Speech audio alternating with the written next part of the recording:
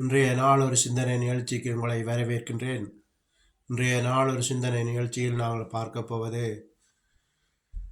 உங்கள் எல்லாருக்கும் தெரியும், தமிழில் ஒரு பழமொழி இருக்கு, 1000 பொய் சொல்லி ஒரு கல்யாணத்தை செய்யுன்னு சொல்லி.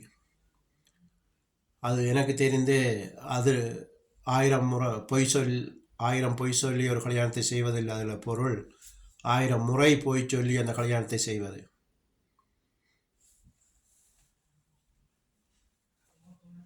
எனக்கு தெரிந்து நான் சின்ன வயசுலே கேள்விப்பட்டு, நான் ஒரு அக்கா கல்யாணம் செய்து போனவ போயிட்டு அடுத்த நாளே தாய் வீட்டுக்கு வந்துட்டேன். என்னென்னு பார்த்தீங்கன்னு சொன்னால், அந்த கல்யாணம் கட்டின அந்த கணவன் போதவஸ்து பாவிக்கிறவர், அதாவது நைட்டு பாவிச்சிருக்கிறார். அது அவருக்கு தெரிந்து சண்டை பிடித்து விடிய காலையில் வீட்டை வந்துட்டேன் தாய் வீட்டுக்கு. இதே மாதிரி ஒருத்தர் முதலே கல்யாணம் செய்து திரும்பவும் அதை மறைத்து திரும்பவும் கல்யாணம் செய்து இருந்தால் அது ஒரு கிழமையிலே தெரிய வரும். அதனாலே அந்த குடும்பங்கள் பிரிந்து இருக்கிறது. இப்படியாக ஒரு பொய் 2 பொய்க்கே இந்த குடும்பங்கள் பிரியும் போது யோசித்து பாருங்கள், 1000 பொய் சொல்லி எப்படி ஒரு கல்யாணத்தை செய்வது. எனவே நான் சொல்லுகிறேன், 1000 பொய் சொல்லி கல்யாணம் செய்வதில்லை, 1000 முறை பொய் சொல்லி அந்த கல்யாணத்தை செய்வது. போயிட்டு எங்களை பற்றி சொல்லி, எங்கள் சொந்தம் பந்தங்கள் எல்லாம் சொல்லி, அவங்கள பற்றி விசாரித்து, அக்கம் பக்கத்தில் விசாரிக்க வேண்டும், விசாரித்து இந்த கல்யாணத்தை செய்ய வேண்டும். இல்லாவிட்டால் தான் இப்படியான பிரச்சனைகள் வந்து குடும்பங்கள் இன்றைக்கு ஒரு கிழமை, ஒரு மாதம், ஒரு வருஷத்திலேயே குடும்பங்கள் பிரிகின்றது. எனவே தான் சொல்லுகிறேன், 1000 பொய் சொல்லி கல்யாணம் செய்யாமல் 1000 முறை போயாவது அந்த கல்யாணத்தை நல்ல விதமாக செய்யுங்கள். பைபிள்லே எங்களுக்கு 10 கட்டளையில் இருக்குது, பொய் சொல்லாது இருப்பாயான்னு சொல்லி. பைபிளில் பொய் சொல்ல வேணாம்னு சொல்லும்போது நாங்கள் 1000 பொய் சொல்லி எப்படி ஒரு கல்யாணத்தை செய்வது? இன்றைக்கு கிறிஸ்தவர்களே அப்படி செய்கிறார்கள். எனவே தான் சொல்லுகிறேன், நிதானமாக நல்லா விசாரித்து கல்யாணத்தை செய்யுங்கள். இந்த வீடியோவை பார்க்குற வாலிப பிள்ளைகள்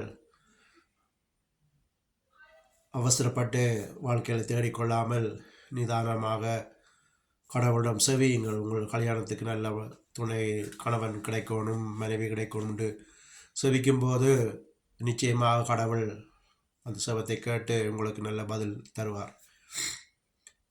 என்னெல்லாம் பார்த்தீங்கன்னு சொன்னால், நான் சவுதியில் இருந்த நான் 27 வயசில் நான் திரும்ப ஊருக்கு போகும்போது சவுதியிலிருந்து செவிட்டு தான் போனான்.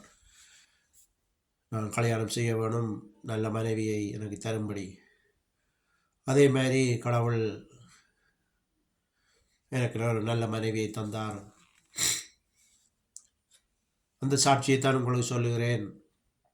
நீங்களும் கல்யாணத்தை செய்யக்கும் முதல் புரோக்கரை வைத்து பார்த்தாலும் சரி, நீங்கள் நேரடியாக பார்த்தாலும் சரி, கடவுளிடம் செவித்து ஆசீர்வாதத்தை பெற்றுக்கொண்டு நீங்கள் போகும்போது உங்கள் வாழ்க்கை நல்ல மாதிரி அமையும். எனக்கு எம்ஜிஆர் பாட்டு ஒன்று ஞாபகம், எந்த இருட்டுக்கும் பார்க்கின்ற விழி இருக்காம், எந்த சிவருக்கும் கேட்கின்ற காது இருக்காம், அது சொல்லாமல் கொள்ளாமல் காத்திருக்குமாம், தக்க சமயத்தில் அது நடந்ததை எடுத்து உரைக்குமாம். அப்போ நாங்கள் எந்த போய் களவு செய்கிறோமோ அது அந்த நேரம் வரைக்குள்ளே அது எப்படியாவது வெளியில் தெரிய வரும். எனவே தான் சொல்லுகிறேன், நிதானமாக உங்கள் வாழ்க்கையில் அமைத்து கொள்ளுங்கள். நேற்றைக்கு போட்ட வீடியோ மாதிரி கணவன் மனைவி உறவு ஒரு அற்புதமான உறவு.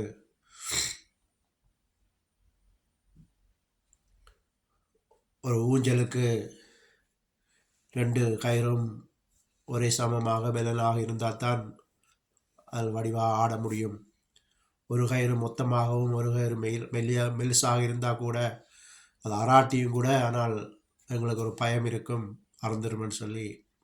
அது மாதிரி வாழ்க்கை துணையை தேடும்போது நிதானமாக உண்மையை சொல்லி நீங்கள் எப்படியோ அப்படியே உங்கள் துணையை அமைத்துக் கொள்ளுங்கள்.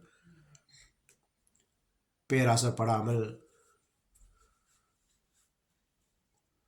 உங்கள் வாழ்க்கைக்கு ஏற்ற துணையை அமைத்துக் கொள்ளுங்கள்.